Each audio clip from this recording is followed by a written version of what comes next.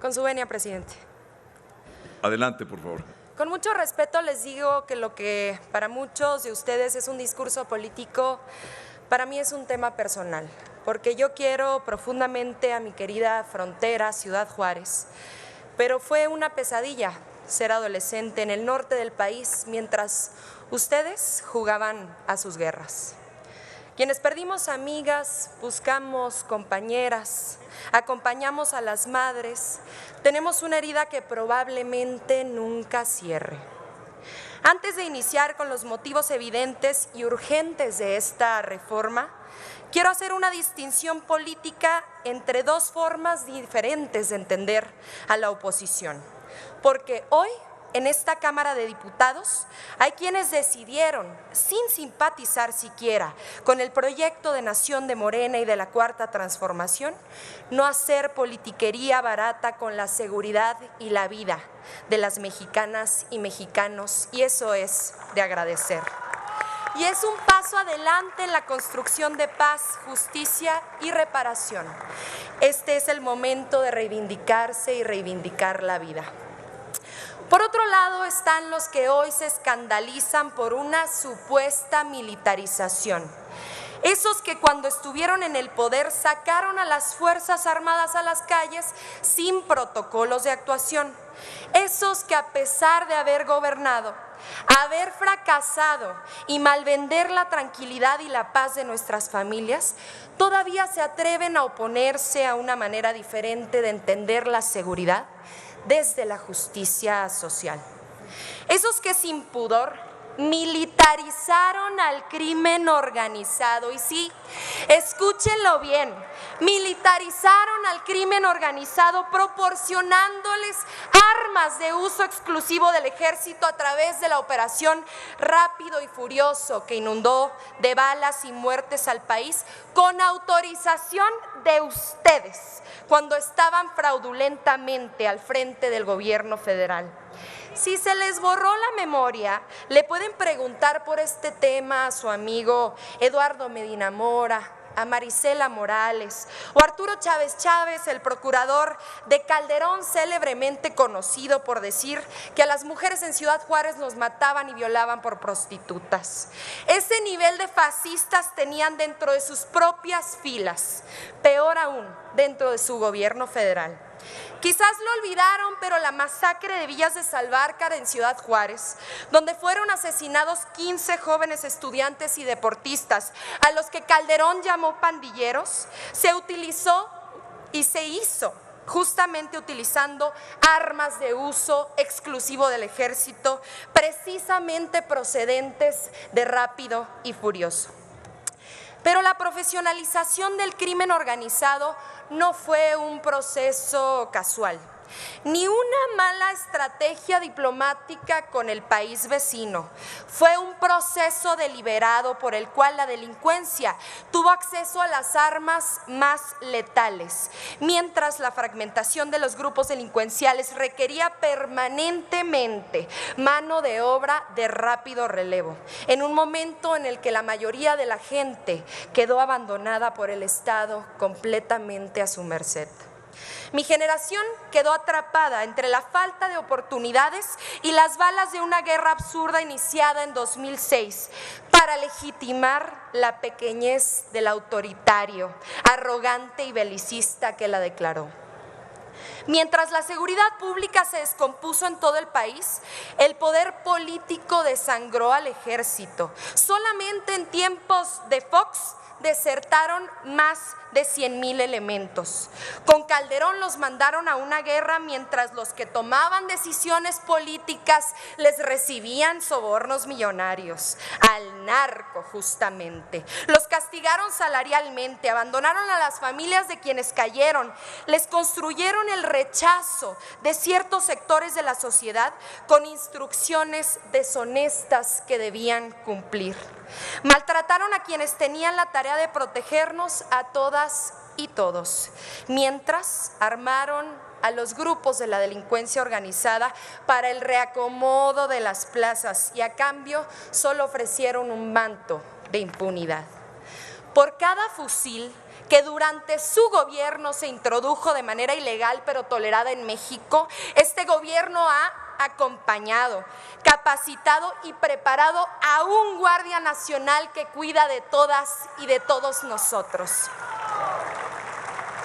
Con mucho respeto, pero estamos haciendo nuestra parte para intentar resanar las profundas heridas que sus decisiones generaron en este país. Y tenemos memoria por los estudiantes asesinados en el 68, por las víctimas del Halconazo, por los maestros de Nochixtlán, por los 43 estudiantes que aún buscamos. Este gobierno incluso ofreció disculpas por algo que no hizo, pero que hicieron ustedes cuando estaban al frente del Estado mexicano. A los padres de Jorge y Javier, a los que ustedes llamaron sicarios armados hasta los dientes siendo estudiantes de excelencia, a las víctimas de las guerras sucias, que para ustedes eran poco más que unos comunistas revoltosos. Tenemos con qué, con todo y los errores políticos de quienes dieron las peores instrucciones. Nuestro ejército es un ejército de paz, que nunca ha sido parte de un golpe de Estado, que entronca con la tradición de respeto y refugio para quienes sufren en otras naciones, que cuida la soberanía propia y respeta la ajena. Necesitamos a nuestras Fuerzas Armadas de manera extraordinaria, regulada, fiscalizada, temporal, subordinada, complementaria y con tareas detalladas sin lugar a la ambigüedad. Mientras la Guardia Nacional construye el máximo de su potencial para cuidarte a ti, para cuidar un país que poco a poco se levanta con dignidad, con mucha esperanza por bandera tras décadas de letargo neoliberal. Queremos que la nueva historia de nuestro país no se entienda sin el respeto a los derechos humanos. Y hoy venimos a regar la semilla que juntas y juntos en unanimidad sembramos. Sean serios.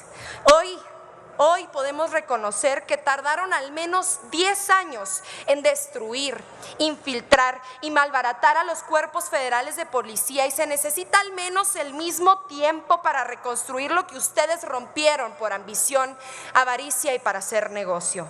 No se equivoquen, ustedes impulsaron una estrategia fallida y sin temporalidad. Hoy nosotras y nosotros estamos dando un paso adelante a favor de la desmilitarización, porque le ponemos fechas y plazos, porque tenemos una estrategia de pacificación real que comienza a dar frutos y lo podemos demostrar. Hoy el delito de secuestro, uno de los más dolorosos por su profundo impacto social, ha disminuido en México en un 53%. ¿Recuerdan cuál era la estrategia de ustedes para acabar con el secuestro? ¿Lo recuerdan? Yo se los recuerdo. Ustedes inventaban supuestos grupos de secuestradores y los detenían como chivos expiatorios, fabricaban testigos protegidos y forzaban declaraciones obtenidas bajo tortura, como ocurrió con la ciudadana francesa Florence Cassés y con Israel Vallarta, sin resolver nada y violando todos los derechos humanos. Pero ¿qué van a saber ustedes de derechos humanos si le dieron la medalla de derechos humanos a un personaje como Isabel Miranda de Wallace? Los principales delitos federales han disminuido en un 30% durante la administración del presidente López Obrador, un 60% de deceso en delitos financieros, un 50% en delitos patrimoniales, un 40% en delitos fiscales, un 22% en delitos contra la integridad. También los delitos del fuero común.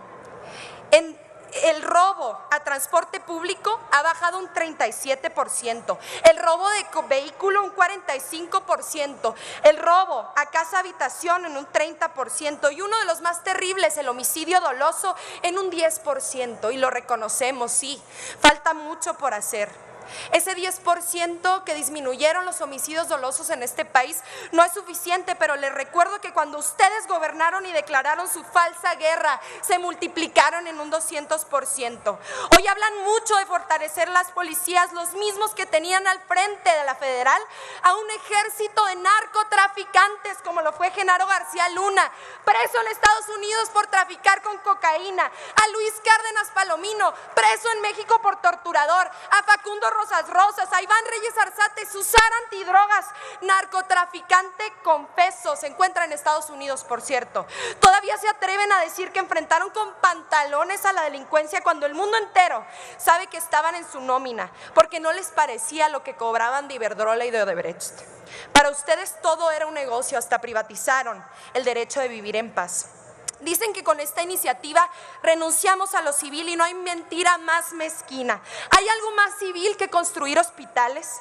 ¿Hay algo más civil que reconstruir escuelas para las niñas y los niños? ¿Hay algo más civil que construir refinerías para fortalecer nuestra democracia? ¿Hay algo más civil que construir aeropuertos para detonar el desarrollo de nuestra nación?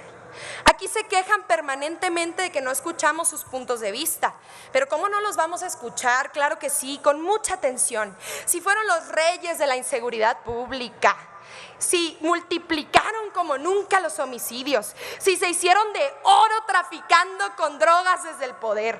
Nosotros los hemos escuchado mucho tiempo, hagan hoy ese esfuerzo ustedes. Rompan su huelga o su flojera legislativa, pero no lo hagan por nosotros. Escuchen a sus propios gobernadores, que ya es casi lo único que les queda. Y además esos gobernadores les están rogando que aprueben esta iniciativa. ¿Les suena Alfaro en Jalisco de Movimiento Ciudadano? ¿Les suena Ispuro en Durango del PAN? ¿O mejor, hasta una posible candidata presidencial de ustedes, María Eugenia Campos de Chihuahua? Pregúntenle a ella qué haría en Chihuahua sin la Guardia Nacional, en la Sierra Tarahumara o en Ciudad Juárez cuando ocurrió el motín del Cerezo número 3 el pasado 11 de agosto, donde fue ella la que solicitó la intervención del Ejército, de la Guardia y de la Marina. Sus gobernadores saben que la Guardia Nacional es pieza clave para robustecer la estrategia de seguridad, ya que el 25% de los municipios no tienen ni 10 elementos en sus policías municipales para salvaguardar la tranquilidad. Y de esos municipios casi un tercio no tiene ni un solo elemento de policía. Pero si tampoco quieren escuchar a los pocos gobernadores que aún se atreven a portar las banderas de la oposición, al menos escuchen a la ciudadanía. Hoy la Guardia Nacional es una institución infinitamente más respetada por el pueblo de México que todos ustedes juntos. Miren, no somos iguales y aunque se nieguen a escuchar, nosotras y nosotros les tendemos la mano y los queremos hacer parte del rescate de la seguridad de nuestro país. Por eso proponemos una comisión bicameral en la que se rendirá cuenta semestralmente del gasto de recursos, del seguimiento a las posibles violaciones de derechos humanos, que por cierto han descendido como nunca en comparación con sus gobiernos, del avance en las estrategias de seguridad pública, porque este tema, por amor a México, nos necesita a todas y todos. A 4 años de gobierno, gracias a la Guardia Nacional, México cumple por fin con el estándar internacional de las Naciones Unidas de contar con 2.8 policías por cada 1000 habitantes. Cuando inició este gobierno nos dejaron solamente a 1. Pero este gobierno no solo ha priorizado la atención directa al delito, lo ha prevenido construyendo oportunidades para millones de jóvenes en este país, con becas para estudiar, con apoyos para iniciar una profesión digna y honesta, con programas que otorgan el impulso inicial que siempre les fue negado. Hoy se acompaña a los productores y trabajadores del campo para que tengan alternativas. Hoy se siembra vida para cosechar paz. Hoy hay precios de garantía para que todas y todos los que se dedican al campo puedan cultivar los productos que garantizan nuestra soberanía alimentaria y no los que el crimen quiera. Hoy existe una pensión universal para adultos mayores que estructura el piso mínimo de millones de familias. Y sobre este tema, justamente sobre este tema quiero hacer una mención especial, porque cuando alguien habla de violencia, yo no imagino, yo no teorizo, yo recuerdo. Para mí esto sí es personal, porque ustedes nos convirtieron en sobrevivientes, porque yo sí me escondí de las balaceras debajo de la cama durante las noches, porque a mí me sacaron un día de la escuela con apenas 13 añitos para acompañar a mi amiga tras el feminicidio cobarde de su madre, porque justamente yo viví en la zona cero de su absurda guerra contra el narco, y quienes son de Tijuana, de Tamaulipas, de Michoacán, me pueden entender a la perfección, los que recuerdan, las que recuerdan, porque tenemos memoria, pero también quienes hoy viven en Guanajuato, en Jalisco, en Tamaulipas, porque mi madre me tenía que cubrir los oídos y los de mis hermanos para no escuchar las detonaciones que sucedían por las noches con mucha frecuencia, con tanta que se volvió la normalidad de las y los juarenses, porque ninguna niña tendría que ver colgados decapitados en puentes cuando va por las mañanas de camino a la escuela, porque ningún padre tendría que pasar por la angustia de manejar con desesperación para verificar que su hija aún seguía viva, tras haber recibido llamadas incontables con voces haciéndose pasar por su hija para conseguir una extorsión, porque perdimos tantas y tantos seres queridos que estos 15 minutos no me alcanzarían siquiera para contarlos. Así fue como las ventas de los ansiolíticos se dispararon en farmacias propiedad de sus gobernadores.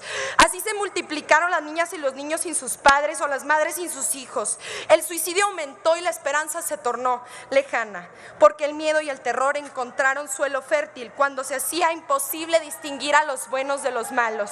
Porque los que debían cuidarnos tenían su orden de desplazar a comunidades enteras para liberarles la plaza a los delincuentes con los que ustedes negociaban sobornos millonarios, porque los que debían cuidarnos tenían la orden de reprimir movimientos sociales, manifestaciones pacíficas y las voces que con valentía y coraje pedían paz. Ya nunca más, este es el momento para el que hemos nacido.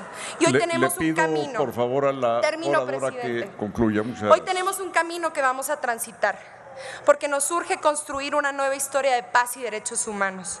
Vamos a apostarle a una vida que merezca la pena ser vivida.